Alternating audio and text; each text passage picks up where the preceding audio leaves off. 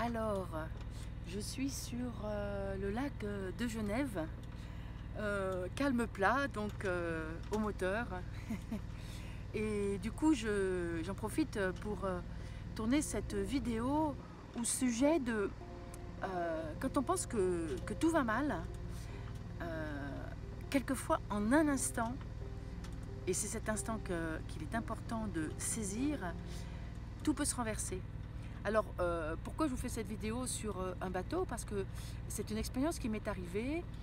Donc, j'ai eu la chance extraordinaire de rencontrer un homme de ma vie, qui est un ami qui, suite à une tempête, m'a demandé de temps en temps de faire le skipper de ses catamarans. C'est quelqu'un qui a une société de location de catamarans. Et de temps en temps, il a besoin de skipper. Et entre autres, il m'avait confié un équipage qui devait aller en Corse, donc en partant de Hyères-les-Palmiers, sur le continent de la Méditerranée en France, pour traverser sur la Corse. Alors moi j'avais dit un peu, oups, c'était sûr, mais oui, bien sûr, il m'avait vu, j'avais traversé avec lui vers la Sardaigne avec une tempête, donc il savait que j'en étais capable et c'était juste autorisé. Et ce qui s'est passé, c'est qu'il m'avait dit, super équipage, super sportif, il n'y a aucun problème, tu auras vraiment de l'aide à bord. Et je vois arriver 6 personnes. Alors un couple dont la femme venait de se faire opérer du 2e cancer du sein avec ablation du 2e sein, je pense à peine un mois avant, et qui me dit de toute façon moi j'ai le mal de mer, je viens pour faire plaisir à mon mari. Un autre couple qui n'avait jamais navigué, un couple qui venait de se rencontrer, et on sentait qu'ils étaient dans Je t'aime moi non plus, un peu, pour reprendre le titre d'un film très connu. Et puis il y avait un autre couple, un gars très sympa, mais incompétent, et sa femme par contre elle avait fait l'école de voile, les Glénans, je ne sais plus, et là je me suis dit, oups, elle c'est mon second. Mais du coup, l'aller-retour en Corse avec un équipage comme ça en une semaine, intérieurement je me suis dit, oups, ça va pas le faire. Nous quittons le port, le vent que j'attendais pour aller à la Corse n'était pas du tout là, le bateau il y avait un problème, n'avançait pas, bref, on jette l'ancre dans une île au large de Hyères, à Port-Cros, et je fais un peu le point avec l'équipage, un équipage où un seul s'exprimait, c'était très étrange, et je leur dis, écoutez, avec les conditions actuelles, le bateau qui a ce problème, le vent là pour la Corse, il y avait un vent annoncé, il n'est pas du tout là, on n'a qu'une semaine pour la Corse, qui est très court quand même pour un aller-retour, donc je vous propose un autre programme. J'avais un programme, les îles d'Hyères, de toute façon c'est merveilleux, le programme était merveilleux. Ça tord un petit peu du nez, surtout au sujet de toujours ce seul interlocuteur. Et puis on plonge, c'est là que je découvre qu'il y avait un fil de pêche dans l'hélice du moteur, bref, donc je fais un petit peu le tour de tout ça. Je remonte à bord, et là, un petit vent, celui que j'attendais, qui se manifeste. Et c'est là que moi je suis très instinctive, et c'est là que je dis à l'équipage, c'est bon, on y va. On a parié pour la Corse. Alors pour moi ça a été une navigation extraordinaire, parce que ça a été autant une navigation de navigatrice, et en même temps avec les moyens modernes c'est quand même assez simple, avec un beau temps. Donc une navigation qui s'est fait principalement à la voile. L'équipage, je leur ai dit, alors écoutez, on va en Corse, mais vous faites tous les équipiers, donc je les ai mis 2 quarts la nuit, ce qu'ils ont adoré, parce qu'on voit le ciel, les étoiles quand on fait une traversée, c'est quand même assez merveilleux. La femme qui accompagnait son mari qui avait le mal de mer, et effectivement un mal de mer épouvantable, je l'ai briefé comme je faisais pour les accouchements, avec du son, je lui ai massé ses cicatrices, enfin j'ai fait tous mes ingrédients que je savais parfaitement faire en tant que sage-femme. Et puis bref, la semaine s'est passée merveilleusement bien. J'ai compris au bout de plusieurs jours que celui qui avait pris la parole, il avait offert ce voyage à l'équipage, parce que c'était des copains de boulot, et il avait gagné un problème au prud'homme, donc c'était sa promesse, donc c'est pour ça qu'il n'y avait que lui qui donnait son avis. Et puis finalement ça a été une expérience autant de navigatrice qu'humaine, et ce que je voulais dire, c'est ce petit instant où c'était la catastrophe avant. Je me disais, comment je vais faire, équipage incompétent, le bateau, je sens qu'il y a un problème, il n'y a pas le vent, et tout a basculé en l'espace d'un quart d'heure que je dénoue ce qu'il y avait sur l'hélice et puis que le vent me dise c'est bon Anne, tu peux y aller. Et ça arrive à tout le monde. Par contre, ce petit vent qui souffle, moi c'est en réalité, mais c'est une métaphore. Ce qui est important, c'est de le sentir, ce petit vent qui souffle. Donc voilà, ça bascule d'un coup. Quelquefois c'est très peu de choses. Et l'exercice, c'est de sentir ce tout petit truc qui vous dit c'est bon pour toi. Et tout le monde a cette chance-là. Elle passe pour tout le monde. Voilà. Alors, dans ma série navigation sur le lac Léman, ce qui m'inspire là, c'est de vous parler de la mer. Une fois, j'ai une amie, toujours suite à la tempête, dont je parle assez souvent, qui m'a ouvert tellement de portes par rapport à la navigation. Je sais que cette femme-là, après cette expérience, elle était à bord, et elle a dit « mais Anne, elle n'a pas le mal de mer ». Et elle s'était arrêtée, et dans tous les sens du terme, parce qu'effectivement, je suis maman aussi de 4 enfants. Mais j'ai pas le mal de mer, hein, ça me fait rebondir sur le fait que la mer, l'océan, c'est tellement une enseignante cette mer-là, parce que quand on est en mer, c'est impossible d'aller contre les éléments.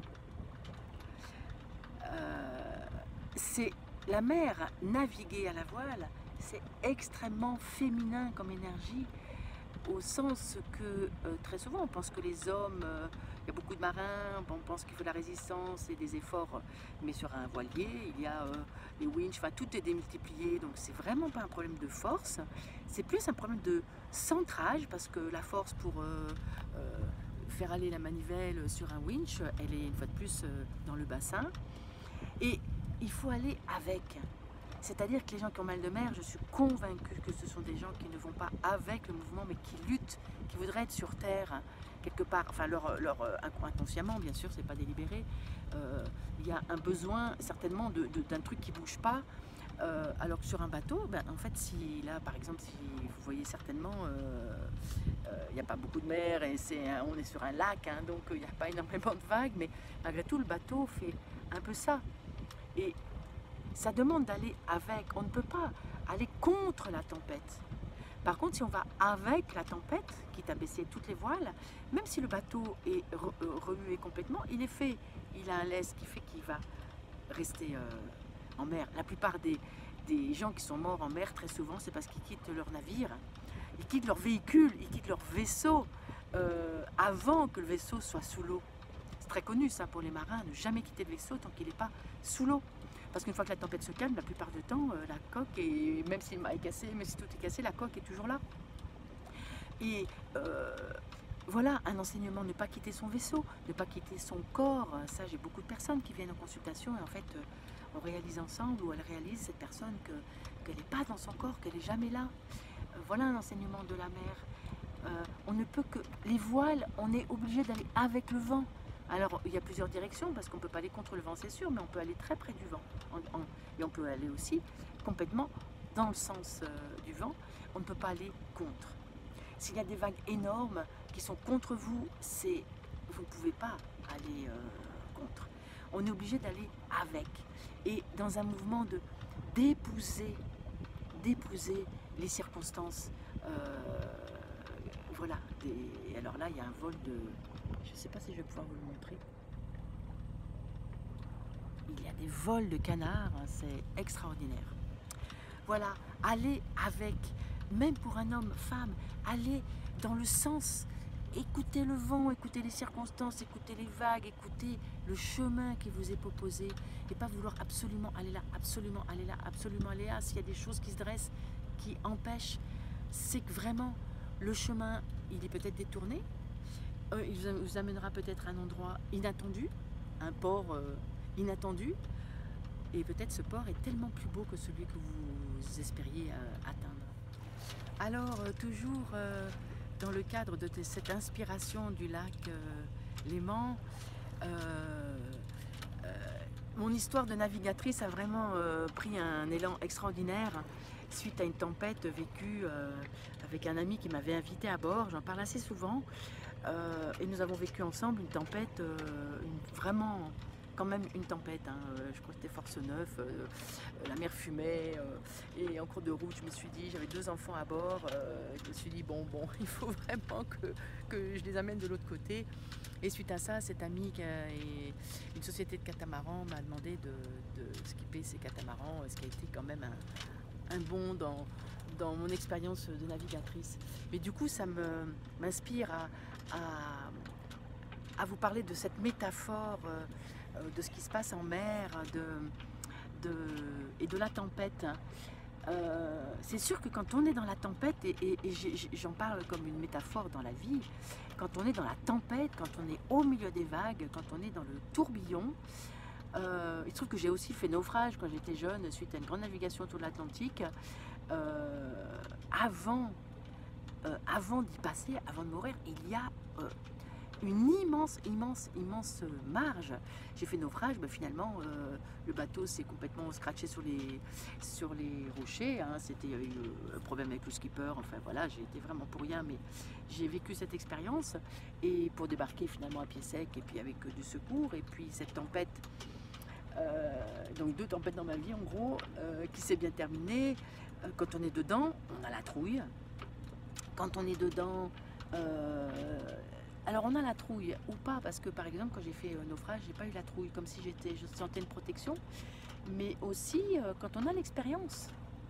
Parce que quand on est en mer, qu'il y a une tempête, la première chose qu'il faut surtout pas faire, c'est chercher le port. Parce que là, retourner au port quand il y a une grosse tempête, c'est là que c'est dangereux. Et c'est comme ça que j'ai fait naufrage quand j'avais 25 ans. C'est parce que quelqu'un était à la barre, s'est trompé, voulait rallier le port, alors qu'en fait, il fallait surtout pas aller au port. À ce moment-là, il fallait juste attendre que la tempête baisse. Et donc, quand on est dans la tempête, c'est le chaos, c'est la machine à laver, c'est le tourbillon. On a la trouille, ou pas. Et en tout cas, l'expérience de la tempête, c'est que il faut aller avec. Il faut aller dedans, et surtout chercher à préserver le navire. Donc peut-être laisser passer les vagues. Je suis toujours dans la métaphore. Peut-être laisser passer les vagues par-dessus la tête, laisser passer le bouillon, laisser passer toutes les expériences, les moments très difficiles. Parce que il y a toujours le calme après la tempête. Il y a toujours le calme après la tempête. Et la mer m'a tellement appris ça. Et très souvent dans ma vie, c'est mon expérience de la mer qui m'aide à traverser les moments compliqués. Voilà. Des grands navigateurs ont connu de tout fermer leur bateau, de rester, alors évidemment être à l'intérieur d'un voilier quand il y a tempête, c'est très impressionnant parce que ça fait un bruit pas possible. On ne sait pas ce qui se passe à l'extérieur, mais en tout cas, ces gens-là, eh bien, ils ont traversé la tempête, et puis ils sont restés vivants. Leur bateau est resté entier plus ou moins, mais en tout cas, ce sont des gens qui ont eu la vie sauve. Et puis en plus, sortir d'expérience, on en sort grandi. Dans l'accouchement, c'est la même chose. Il y a une tempête pour certaines, plus ou moins forte. Moi, je préparais les femmes en disant, mais tu vas traverser une tempête. Peut-être ça va être un petit vent un peu intense, peut-être ça va être une énorme tempête pour toi, mais tu as la force, tu vas la traverser, cette tempête. Voilà, les métaphores de la mer sur une mer d'eau douce, de lac. Alors décidément, je suis très inspirée. De toute façon, quand je suis sur un voilier, j'ai l'impression d'être tellement, entièrement, profondément moi. Et ça m'inspire à parler de l'impatience. Et il y a vraiment dans la vie des impatiences, et puis finalement, moi maintenant que j'ai vieilli, j'ai le recul, je me rends compte que on peut tout réaliser, mais peut-être il y a un temps pour tout. C'est pas peut-être, je le sais, je le vis. Donc quand j'étais jeune, quand j'étais extrêmement admirative de Florence Artaud, qui avait gagné la route du Rhum, je la trouvais magnifique. Jeune, moi, vraiment, je trouve que c'est une femme qui était magnifique. J'ai les cheveux raides, elle avait les cheveux bouclés, enfin bref, elle représentait pour moi la femme sauvage, belle, sportive, aussi inspirante en tant que féminin que navigatrice. Et je l'admirais beaucoup, me sentant pas... Comment dire, c'était un rêve de traverser la mer en solitaire. Mais ça, je sentais que c'était pas ma portée. Et puis, finalement, je ne sais pas si vous connaissez le destin de Florence Artaud, mais c'est une femme qui disait elle-même, finalement, j'ai vécu une vie de patachon, j'ai pas trouvé l'amour. Elle est devenue alcoolique et elle a vraiment failli passer en mer dans des conditions complètement rocambolesques. Et puis finalement, elle est morte à 50 ans, je crois, dans un accident d'hélicoptère sur un tournage où il fallait relever des défis. Enfin, je ne sais plus exactement les circonstances, mais finalement, c'est une femme qui, grande aventurière dans sa jeunesse, sa vie a cafouillé après, c'est certainement aussi sa psychologie, certainement elle n'avait pas réparé certaines choses, guéri certaines choses de son histoire. Et finalement, je repense à elle parce qu'on m'a demandé de faire un storyboard de la femme idéale, de ma cliente idéale. Et du coup, j'allais chercher des photos et je tombais chercher femme navigatrice, et je suis tombée bien sûr sur Florence Artaud, donc bien sûr c'est celle que j'ai mise sur mon storyboard, tellement elle m'inspirait. Et finalement, dans mon histoire personnelle, j'ai eu beaucoup de frustration. Alors je suis partie naviguer 6 mois quand j'étais jeune, et après c'était très important aussi pour moi de trouver l'amour, d'avoir des enfants. Et dans cette vie de maman, j'ai eu plusieurs fois le sentiment que j'étais très frustrée, même si nous avions un voilier, de jamais pouvoir faire naviguer autant que je voudrais, enfin, voilà, j'ai beaucoup traversé la frustration, énormément la frustration et l'impatience. Et puis quand je vois aujourd'hui à 58 ans tout ce qui est encore possible, là on me propose d'emmener un catamaran jusqu'en Polynésie. Je pars début décembre et j'ai constitué un équipage de femmes. Mais c'est tellement plus immense que ce à quoi je n'avais jamais rêvé. Alors certes, je ne fais pas en solitaire, mais quand même. Donc ce que je veux dire par là, c'est à travers mon histoire, c'est possible pour tout le monde, absolument. Mais voyons nos impatiences, voyons aussi qu'on a le temps qu'on a le temps pour nous. Ce qui est important, c'est de préserver sa santé. Donc ça oui, ça oui. Ça, moi dans mon histoire, je suis professeure de yoga, le yoga m'a accompagnée tout le temps, même si je suis loin d'être au topissime, je fais attention depuis très longtemps à ma nourriture. Cuisine santé, je l'ai acheté à 20 ans quand j'ai commencé à m'installer en étant autonome. Donc préserver sa santé, bien sûr que ça permet de vieillir mieux.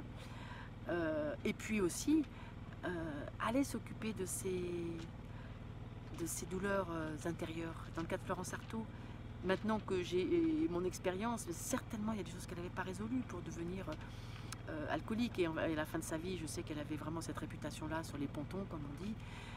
Et c'est triste par rapport au potentiel de cette femme, incroyable, à son intrépidité, son intelligence, sa capacité à être dans un monde d'hommes et après et aussi à montrer son énergie de femme tellement féminine. Elle avait tout, cette femme-là. Elle avait tout. Alors, moi, c'est ça que je veux accompagner, que je vous encourage, et c'est ça que je sais accompagner, du coup, c'est, oui, on veut tout, et vous pouvez tout avoir, absolument. Alors, go. Venez me voir si ça vous inspire, et puis tant d'autres femmes qui peuvent aussi vous inspirer. Anne, femme sage, guérisseuse de l'intime, architecte du désir, navigatrice, et tant d'autres choses.